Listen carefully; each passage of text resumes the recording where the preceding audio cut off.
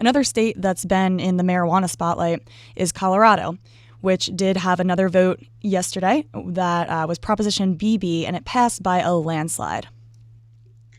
Yeah, Colorado is a very unique situation. It's kind of, I guess, what everyone is holding up to and looking at and saying, okay, well, can you legalize recreational marijuana and be able to tax it and have it be an effective, basically have it be an effective system? Can you regulate it, tax it, and have it work? And I would argue that so far, so good, at least in the state of Colorado. You've got a state that last year generated a significant amount of tax revenue, far more, about 70% more than it did the year before. It's on pace to grow that tax revenue even more as we move into the new fiscal year, which began in July. And that money is being used and handed back to school systems, et cetera. So I think that Colorado will be continued to be looked at and watched, and will probably a lot of people will be focusing back on that as they try and convince voters in states like Massachusetts and California and Arizona to pass legal marijuana in 2016. Yeah, and there are certainly more question marks around the Colorado situation, which is why so many people are watching it.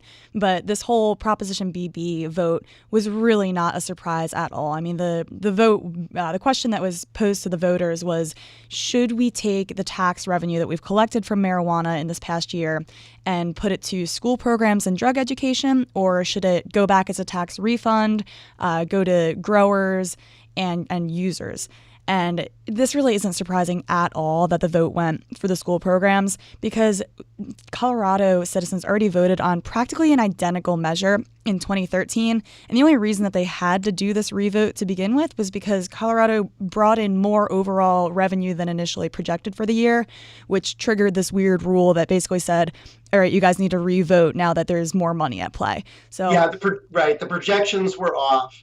And as a result, I mean, in order to keep up with I think the meaning of the law when it was originally passed, I mean, it just made sense to go ahead and give it the okay.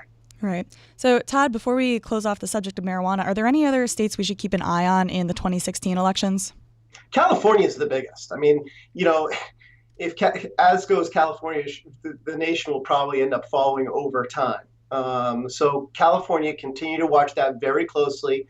Also watching Massachusetts pretty closely too, because Gallup has done a bunch of studies that evaluating how people feel about the marijuana subject, whether or not they will vote for it. What they found is that, typically speaking, people who are younger tend to vote in favor of reforming the laws on marijuana.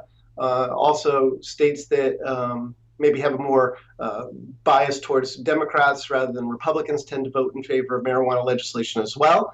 Obviously, California and Massachusetts will be two areas, therefore, that are highly populated, that could have the best chances of getting marijuana laws passed next year.